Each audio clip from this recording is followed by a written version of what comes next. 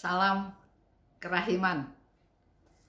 Hari ini temanya adalah kerendahan hati sejati. Diambil dari 1502. Hal ini terjadi pada tanggal 20 Januari 1938. Tahun Suster Faustina meninggal. Aku tidak pernah merayu seorang pun. Aku tidak tahan mendengar sanjung puji yang berlebihan, karena kerendahan hati sejati selalu bersikap apa adanya. Tidak ada bujuk rayu dalam kerendahan hati sejati. Ini boleh menjadi masukan buat kita semua. Pada saat kita memuji orang, sebaiknya pujian itu tulus dari dalam hati kita sendiri dan memang sesuai kenyataan apa adanya. Begitu pula kalau ada orang memuji kita, jangan langsung senang, jangan langsung merasa hebat, merasa sukacita. Karena pujian itu belum tentu yang sebenarnya. Sehingga dikatakan oleh Suster Faustina, aku tidak pernah merayu siapapun.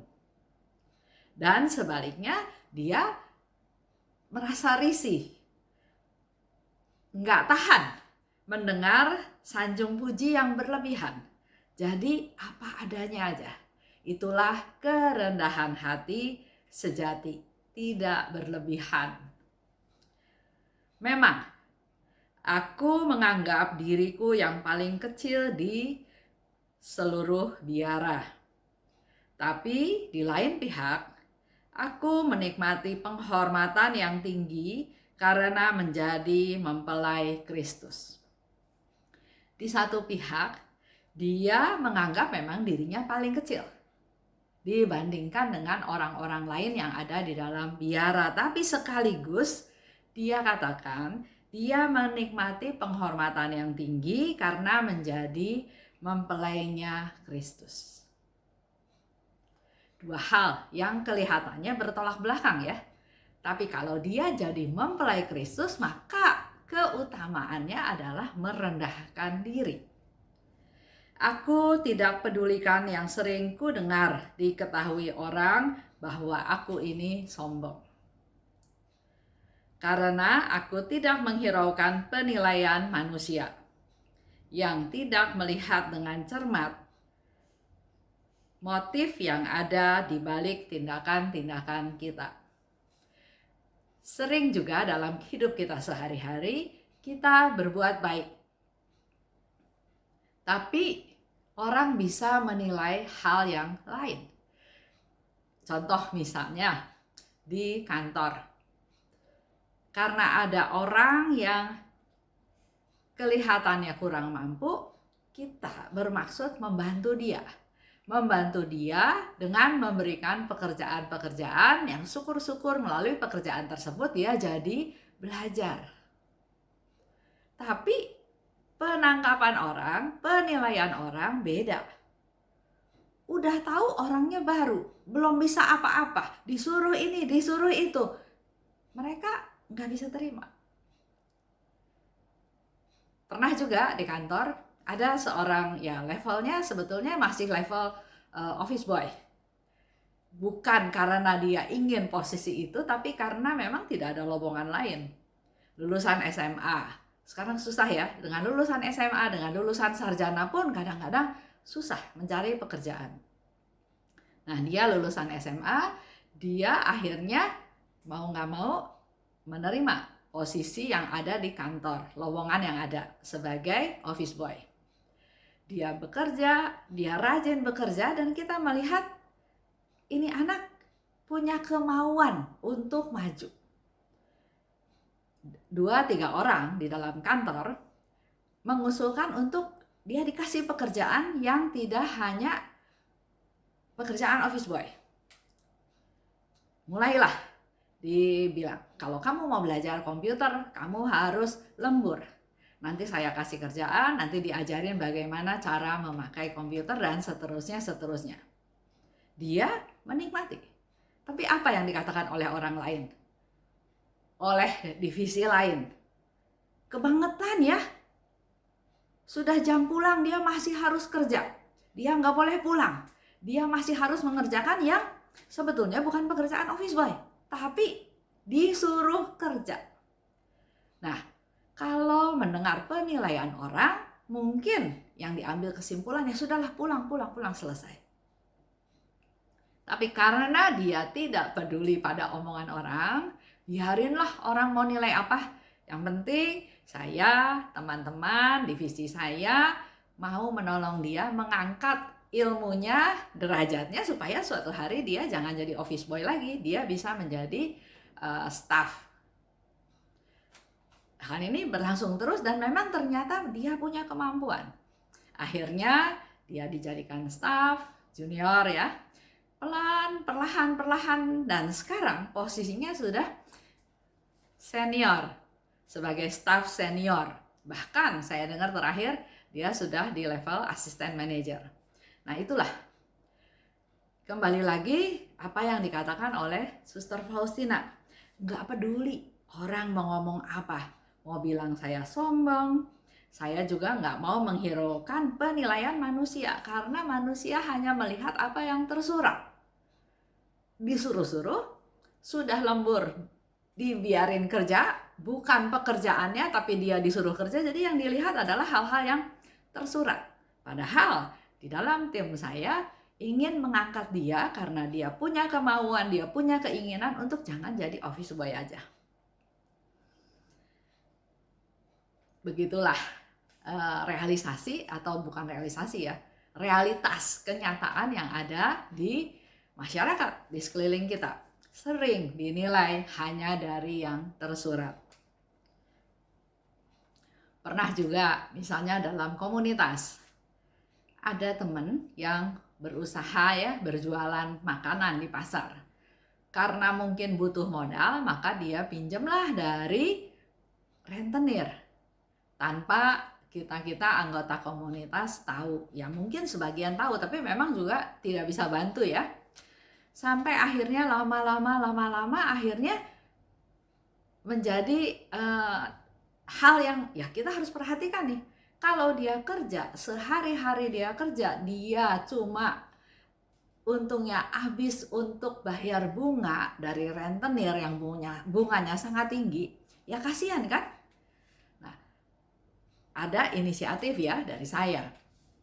Saya panggil dia, saya tegur dia, karena kenapa pinjam uang sama rentenir?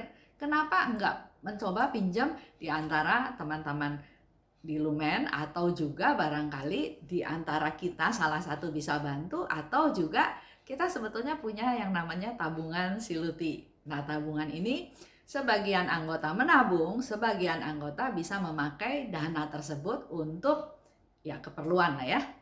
Itu yang kita jalankan dalam komunitas. Saya merasa berbuat baik.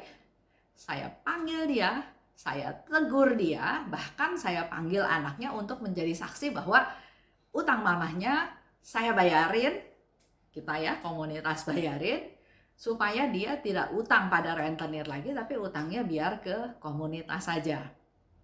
Tujuannya supaya jangan untungnya habis hanya untuk bayar bunga yang tinggi. Apa yang terjadi? Terima kasih. Enggak, marah dia. Dia di luaran ngomel. Dia katakan, apa haknya Esther marahin saya? Yang utang saya, yang susah saya, kok dia ngatur-ngatur saya? Saya mau pinjam dari rentenir, saya mau pinjam dari siapa? Itu hak saya. Loh, saya kaget. Tujuannya baik supaya dia jangan terikat, terjerat, gali lubang, tutup lubang dengan pinjaman rentenir. Tapi yang terjadi adalah hal seperti itu. Pertama, dia sudah tidak datang lagi ke komunitas karena marah. Yang kedua, saya pun dimarahin sama teman yang lain. Goblok lu Esther, katanya gitu ya. Karena kita sudah akrab, jadi dia tegur saya seperti itu. Kalau orang nggak minta tolong, jangan ditolongin. Buktinya, lihat, kamu sudah tolong dia nggak terima kasih. Malah di luaran jelek-jelekin saya. Terus saya pikir, ya betul juga. Mungkin pertama memang bukan urusan saya ya. Dia nggak minta tolong, kenapa saya yang jadi pusing? Dan yang kedua, mungkin juga cara saya. Karena saya melihat dia salah, ya saya tegur. Tegur dengan keras, tujuannya supaya jangan pinjam lagi. Tapi ternyata akhirnya saya dengar, saya sengaja pinjam uang dari rentenir. Itulah yang memotivasi saya untuk cari uang untuk bayar utang. Waduh, kaget lagi dengan motivasi seperti itu ya. Tapi karena kita sudah bayarin utang dia ke rentenir, maka setiap bulan ada teman yang baik hati, yang menagih, mengumpulkan uang dari dia supaya uangnya jangan terpakai untuk hal-hal lain. Perlahan demi perlahan, bulan demi bulan, bahkan mungkin lebih dari 1 tahun, akhirnya dia bisa menyelesaikan utangnya. Ya, akhirnya dia sudah kembali lagi ke komunitas, dan ternyata puji Tuhan usahanya juga semakin bagus, semakin maju. Ya itulah kehidupan. Jadi tujuannya supaya tidak utang lagi ke rentenir, tapi ya evaluasi saya salah. Cara saya, dan mungkin dia katakan, siapa Esther? Orang tua gua bukan, gua nggak minta tolong dia, ngapain dia ikut campur urusan gua? Nah, itu contoh ya, itu yang pernah terjadi di dalam kehidupan saya dalam komunitas.